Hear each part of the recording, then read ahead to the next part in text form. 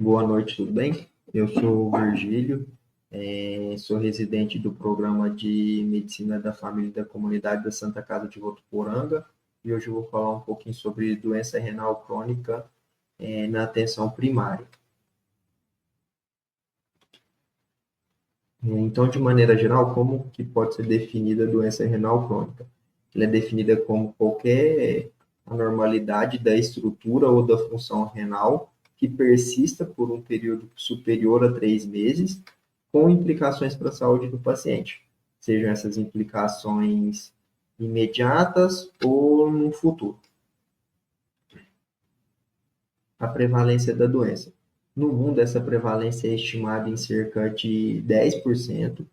No Brasil, essa prevalência, segundo o Boletim Epidemiológico de 2024, de 6,7%. Porém, ela triplica quando a gente avalia a população com idade superior a 60 anos. A mortalidade no mundo estimada no ano de 2024 foi de 1,5 milhões de pessoas, e a 28ª causa de morte no mundo. A redução da qualidade de vida é um dos principais impactos que a doença renal crônica causa para o paciente, principalmente nas fases mais avançadas, e também é um dos principais oneradores dos sistemas de saúde, como eu vou mostrar no próximo slide. Então, no Brasil hoje, a gente tem uma estimativa de que existam cerca de 190 mil brasileiros realizando algum tipo de terapia substitutiva, seja hemodiálise ou diálise peritoneal. O custo ambulatorial no ano de 2023 foi estimado em cerca de 7,7 bilhões de reais e o custo hospitalar de 758 milhões. Eu trouxe aqui os custos indiretos como uma incógnita, porque realmente o são.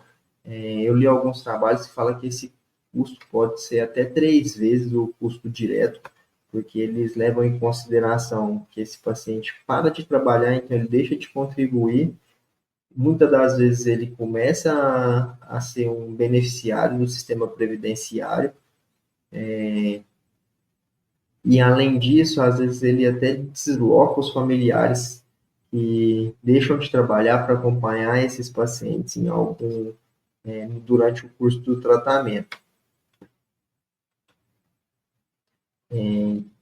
Esse gráfico aqui eu trouxe para mostrar o número de diagnóstico realizado ao longo dos anos, e a gente vê que houve uma ascensão no número de casos de doente renal crônico,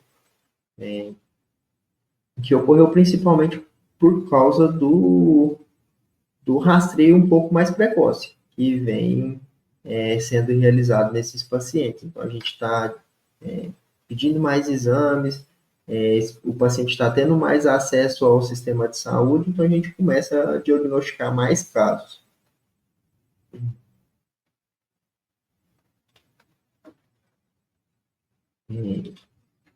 Esse outro gráfico aqui, eu trouxe para mostrar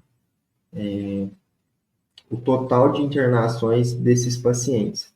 A gente vê que também tem uma ascensão no número de internações desses pacientes. E aqui eu queria ressaltar que, infelizmente, a maior parte desses pacientes ainda entra no sistema de saúde e é feito o diagnóstico no serviço de urgência e emergência. Existe uma estimativa de que mais ou menos 70% desses pacientes vão ser diagnosticados nesse tipo de serviço e não na atenção básica. Então, às vezes é algo para a gente repensar em como fazer o diagnóstico desses pacientes de maneira mais precoce, né?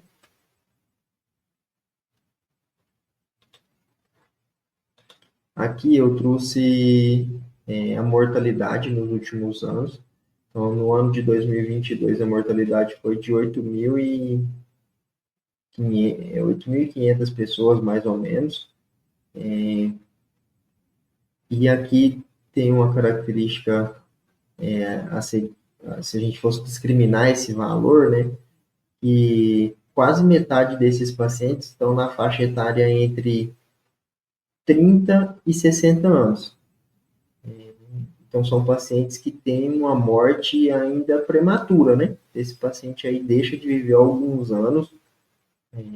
Hoje a gente sabe que a estimativa de vida da população brasileira está por volta da faixa de 76, 77 anos. Então, isso aí também chama a atenção, né? E aqui outros os critérios diagnósticos da doença. Então, uma albuminúria maior do que 300 miligramas em 24 horas, ou a relação albuminúria-creatinínúria maior do que 30 miligramas por grama. Anormalidades no sedimento urinário, que eu vou descrever no próximo slide. Anormalidades eletrolíticas, ou devido a doenças tubulares, anormalidades detectadas por histologia, anormalidades estruturais detectadas por exames de imagem, história de transplante renal e a redução da filtração glomerular menor do que 60 ml. Com relação ao sedimento urinário, né, o que a gente considera patológico? São cilindros leucocitários, hemáticos, epiteliais, granulosos, sérios, largos e graxos. Uma hematúria persistente também superior a 8 semanas, com presença de hemácias distróficas, mais de 70% desse distrofismo.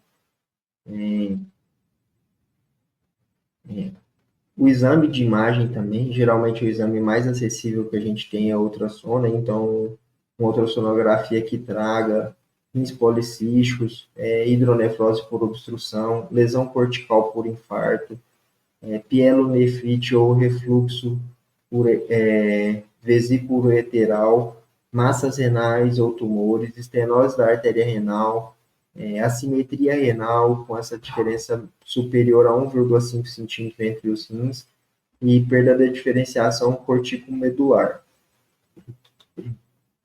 Essa aqui é a tabela de classificação e estadiamento da doença renal crônica.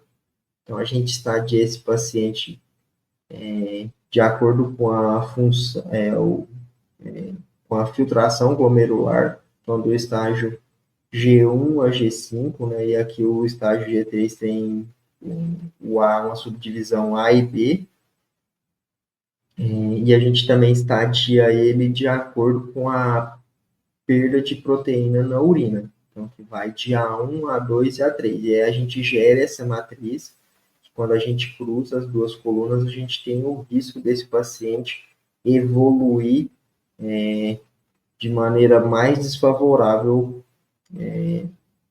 na doença, né? Então, essa tabela aqui ela é muito importante, que ela não só ajuda a gente a classificar o paciente, como ajuda a gente a manejar também, né? Ajuda a gente a planejar o futuro desse paciente.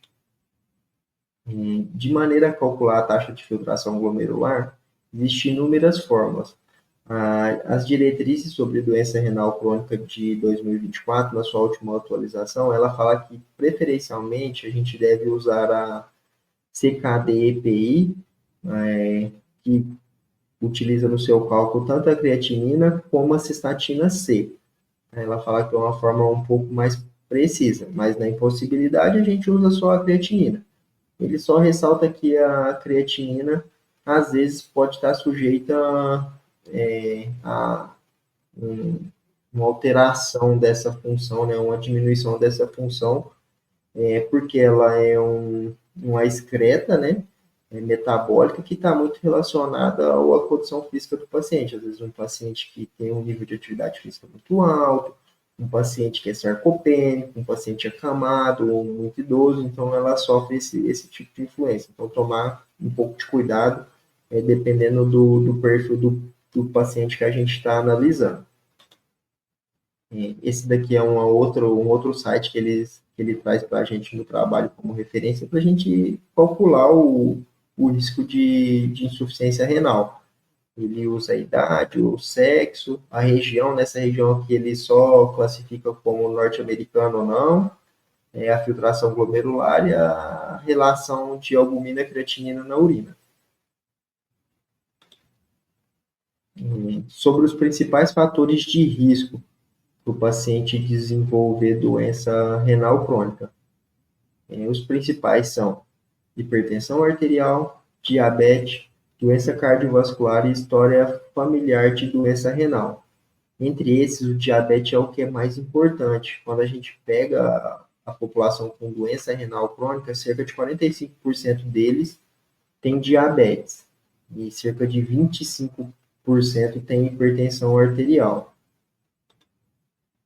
Outros fatores de risco são as doenças sistêmicas, né, principalmente de caráter autoimune, por exemplo, lúpus eritematoso, as glomerulonefrites, a obesidade, a idade avançada, a gente sabe que a gente vai perdendo função renal com o passar dos anos, a exposição a nefrotoxinas. E aqui eu quero fazer uma ressalva para um público, um segmento específico aqui, que seria o segmento agrário. O Brasil é um país que um dos carros-chefes da economia é a agricultura. A gente tem muita tecnologia nessa área, mas ainda tem um baixo nível de conhecimento e instrução no campo. Então, os agrotóxicos, né, os defensivos agrícolas, seja inseticida, fungicida, herbicida, que estão muito presentes lá no campo, eles são substâncias altamente nefrotóxicas. E às vezes o paciente não utiliza os equipamentos de proteção individual e ele acaba se expondo. Imagina esse cara lá anos e anos trabalhando numa lavoura e tendo esse dano acumulativo. E eu falo por experiência própria. Eu já vi o trabalhador despejar 1 galão de veneno num tanque de pulverizador e fazer agitação com a mão, tá? Sem nenhuma luva, sem nenhum tipo de equipamento. Imagina a carga de absorção que esse paciente não tem na pele. Então, ter um olhar um pouco mais atento para esse perfil. E história de insuficiência renal também, independente se o paciente evoluiu com a cura completa, não ficou com nenhuma sequela naquele momento, ele tem um risco mais elevado de desenvolver doença renal crônica. Aqui eu trouxe alguns sintomas, eu peguei essa imagem da diretriz, e aí ele traz a prevalência dos sintomas e a severidade dos sintomas. Lembrando que a maioria dos casos o paciente é assintomático, ele começa a apresentar sintomas a partir do estágio G3. Então, falta de ar era um dos sintomas, a prevalência mais ou menos em 42% desses pacientes, uma severidade de 15 pontos, uma diminuição do apetite, edema das pernas, cramps, vou lembrar a palavra, eu esqueci, queimação reta external, coceira, disfunção sexual, dificuldade com sono, dor, tontura, dor nos ossos ou articular, baixa mobilidade e fadiga. Então, o paciente pode apresentar esses sintomas, tá?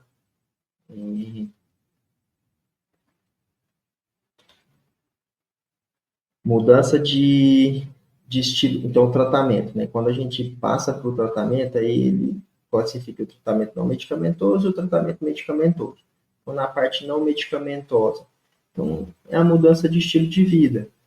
Ele orienta o paciente a fazer o controle de peso, cessação do tabagismo, atividade física e alimentação saudável. A atividade física, ele fala para a gente evitar uma atividade física muito intensa nesse paciente. Uma atividade física intermediária de 150 a 300 minutos por semana. A restrição proteica também, ele fala que uma dieta que tem em torno de 0,8 gramas de proteína por quilo de peso vivo em adultos, no estágio G3 a G5, diminui a velocidade de progressão da doença. No Brasil, eu vi alguns trabalhos que falam que a gente consome mais ou menos isso aqui mesmo. Então, como às vezes eles estudam populações de países mais desenvolvidos, eles têm uma dieta que tem uma sobrecarga proteica um pouco maior, cerca de 1,1, 1,2. Então, a gente acaba não sendo muito essa realidade. Às vezes, dependendo do paciente que você está avaliando, um paciente idoso, a ingesta ainda é até menor. Mas ele faz até uma ressalva, o trabalho faz até uma ressalva nesse tipo de público, que ele não fala o paciente sarcopênico extremo, não é para fazer essa restrição mais grave, não, é para tratar a condição de base, essa outra condição primeiro. A redução do sódio, então ele orienta a gente a utilizar 5 gramas de cloreto de sódio por dia, e a gente vai ficar revisitando esse paciente de 3 a 6 meses, para poder ver a eficácia dessas mudanças de estilo de vida. O tratamento. O tratamento ele orienta a gente fazer o controle da pressão arterial desse paciente, deixando sempre que possível a pressão sistólica abaixo de 120. A gente hoje usa como uma das bases do tratamento os inibidores de conversão da enzima de angiotensina, os IECAs, né? E os bloqueadores do receptor de angiotensina, que são os BRAs. Então, eles são um pilar importante para o tratamento desse paciente. No passado, a gente indicava só para o paciente hipertenso, hoje já tem a recomendação da gente utilizar mesmo para o paciente que não tem hipertensão, aquele paciente que é diabético, que a gente ficava com receio no passado de falar assim, nossa, vou começar um medicamento, mas ele não tem hipertensão. A nova diretriz, ela se atualizou em relação a isso. Então, ela orienta a gente a utilizar. Então, independente se o paciente é diabético ou não, tá? A diferença é que, assim, se ele não for diabético, a gente usa o estágio de perda de albumina, de proteína na urina, né? O estágio A3. Então, ele tem que ter uma perda maior do que 300 miligramas por grama dia na urina para a gente iniciar. Já no, se ele for diabético, a gente usa naquele estágio moderado. Outra, outra novidade que ele traz nessa atualização é utilizar os inibidores do cotransporte de sódio, o glicose 2, né, o SGLT2, que a gente tem o representante mais comum aí, que é a dapagliflozina, que a gente vai fazer para o paciente, que ele também orienta a gente a usar para o paciente diabético ou não. Se o paciente tem diabetes, a gente usa e tem benefício na progressão da doença. O benefício é tão grande que hoje é a droga que é mais indicada para prevenir. Então, eles falam que ela tem uma redução de 45% de progressão da doença. Quando a gente compara com os pilares anteriores, né, o IECA, o BRA, que era na faixa de 25%, então é quase o dobro de eficácia. No paciente que não é diabético, ele orienta a gente usar ela também.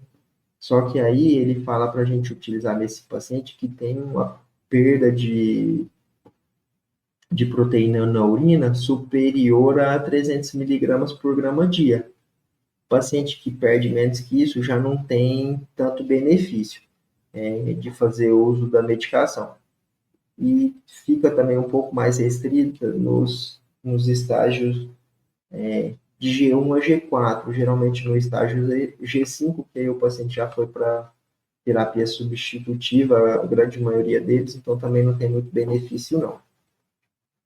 Ele orienta a gente ainda, sugere a gente utilizar os antagonistas dos receptores de mineralocorticoide, né? Então são os poupadores de potássio para esses pacientes, que também tem estudos que mostram que ele evita a progressão, mas nesse paciente tem que ser um público bem seleto, aquele paciente que ele já não tem uma hipercalemia com o IECA ou BRA, e aquele paciente que tem uma perda de proteína também mais elevada, que automaticamente gera um risco cardiovascular mais elevado. A gente pode utilizar nesses pacientes também, e aí quando a gente começa, a gente tem que fazer um monitoramento um pouco mais de perto desses níveis de potássio no sangue. Aqui eu trouxe algumas medicações que a gente precisa fazer ajuste de dose. Essa lista é imensa, eu trouxe só alguns representantes, né, que a gente usa de maneira mais comum.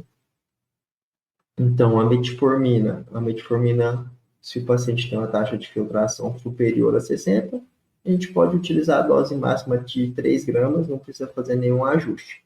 Quando essa taxa de filtração é de 45 a 59, a gente usa 2 gramas dia da medicação. Quando essa taxa de filtração cai para 30 a 44, a gente utiliza no máximo 1 grama por dia. E quando a taxa de filtração glomerular é menor do que 30, a gente orienta a suspender a medicação devido ao risco de cetoacidose aumentado. A gliclazida, os representantes da sulfonilureia, não necessita de ajustes, os demais precisam. A dapagliflozina também não necessita de ajuste. A atorvastatina também não. O ciprofibrato, a gente ajusta a dose na insuficiência renal moderada, e se for uma insuficiência renal severa, a gente contraindica o uso. O ezetimiba também não necessita de ajustes. Como representante de beta-bloqueadores que não necessitam de ajuste, eu trouxe o carvedilol e o metoprolol. De maneira geral, os outros precisam ser ajustados, uma redução aí de 50% da dose, mas aí também varia de medicamento para medicamento. De psicotrópico, a gente tem a sertralina e a fluoxetina, que não necessitam sofrer nenhum tipo de ajuste.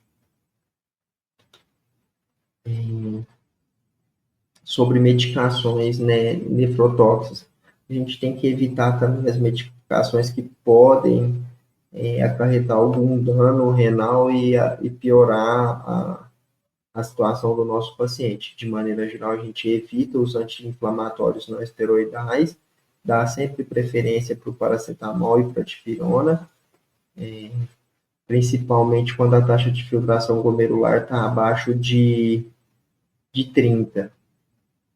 Tá? Mas aí também vai depender de cada tipo de anti-inflamatório. A gente também evita alguns antibióticos, aminoglicosídeos, vancomicina, sulfametazol e trimmetoprim, ou fazer ajuste corrigir em relação à função renal. Inibidores de bomba de prótons. Aqui é um pouco controverso.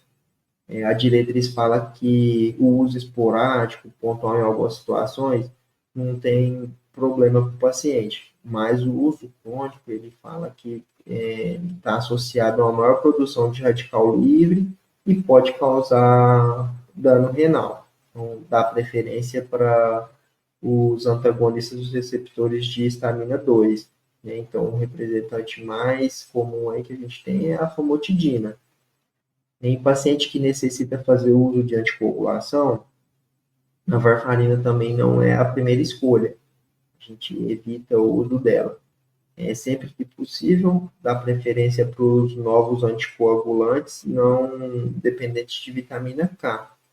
E aí tem novos anticoagulantes mais adequados para esse paciente com algum grau de insuficiência renal, e aí também precisa sofrer ajuste de dose a depender dessa função aí, dependendo do medicamento.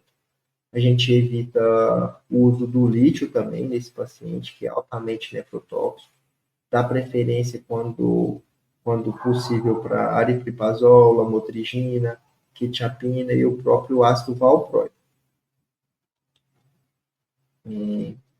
Sobre a vacinação desses pacientes. Então, a gente faz as vacinas de campanha, faz a vacina da influenza anualmente. O paciente vai fazer a pneumocócica 23, sempre que possível. vacinação de herpes zoster, principalmente no paciente mais idoso ou que está com a perda de função um pouco mais elevada. Para hepatite B, também a gente, vou falar agora, é um pouco mais detalhado esse esquema vacinal. Então, assim, se o paciente não tem o cartão de vacinação atualizado, a gente faz um esquema com 4 doses, um 0, 1, 2 e 6 meses, na dose dobrada, tá? A gente solicita o anti-HBS-AG para esse paciente depois de 2 meses que ele terminou esse esquema. Se ele vier menor do que 2, a gente repete o novo esquema com 4 doses, com o volume dobrado também. Se ele não for converter, a gente não faz mais isso. Já no paciente que está no grau G4 e G5, esse paciente precisa fazer anualmente a dosagem do anti-HBS-AG, e sempre que ele for menor que 10, ele toma uma dose de reforço.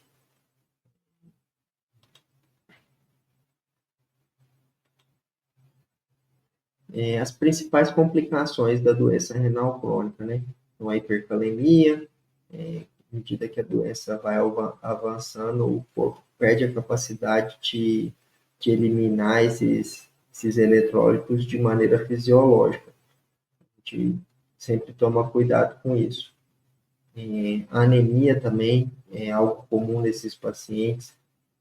Acontece porque o rim é o principal produtor do hormônio da eritropoetina, e aí ele vai perdendo essa função e o paciente vai ficando anêmico. Hiperuricemia, né? Então, o acúmulo de ácido úrico. No passado, a diretriz orientava a gente tratar essa hiperuricemia e deixar ela numa zona terapêutica ideal. Hoje em dia, eles não, para evitar a progressão da doença. Hoje em dia, eles só orientam tratar se o paciente tiver sintoma. Então, artrite cristalina, uma formação de cálculo renal, de outra forma a gente não trata, não. A gente também tem como complicação a acidose metabólica nesse paciente, né? Então, sempre ficar de olho. E a doença óssea, causada principalmente por disfunção do metabolismo do cálcio e do fósforo. Então, a gente tem que monitorar esses eletrólitos a depender do estágio da doença, como eu vou falar um pouquinho mais para frente. E o PTH também, que esses pacientes fazem um hiperparatireoidismo secundário. Como que a gente vai acompanhar esse paciente laboratorialmente? Então, um paciente com risco para desenvolver doença renal crônica ou paciente com doença renal crônica no estágio 1 e 2, a gente faz anualmente a taxa de filtração glomerular através da creatinina sérica ou da cistatina C, faz um sumário de urina, mede albuminúria, a relação albumina, creatinina na urina, né? Então, para avaliar a evolução desses pacientes. O paciente que está no estágio 3A, a avaliação laboratorial dele começa a ficar um pouco mais, com um pouco mais de exames, né? Então, começa a ser mais completa à medida que a doença evolui. Então, a gente continua fazendo a taxa de filtração glomerular, pede sumário de urina, albuminúria, hemograma, potássio, fósforo e PTH. Essa avaliação vai ser semestral, se o paciente tiver no estágio 3A e apresentar microalbuminúria.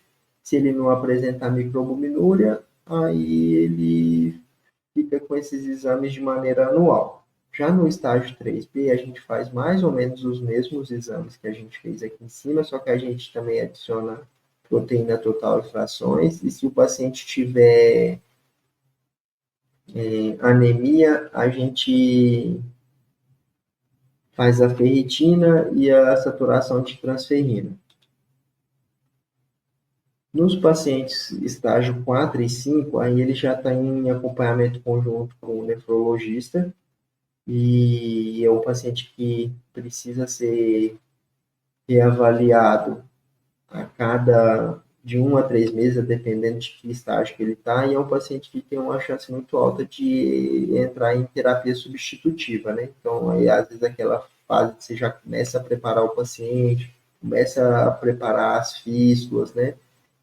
Fazer aquela conscientização, dependendo do paciente, até uma fila de transplante e tudo mais. Então, quanto que a gente vai encaminhar para o especialista? Então, quando tiver uma taxa de filtração glomerular menor do que 30, na proteinúria, então a gente estratifica aqui. Então, uma microalbuminúria e taxa de filtração glomerular menor do que 60 em pacientes não diabéticos, vai. E uma macroalbuminúria para todos os pacientes, independente da taxa de filtração glomerular, se é diabético ou não. Lembrando que esse exame precisa ser repetido, né? Então, esse paciente precisa ter essa alteração por um período superior a 3 meses.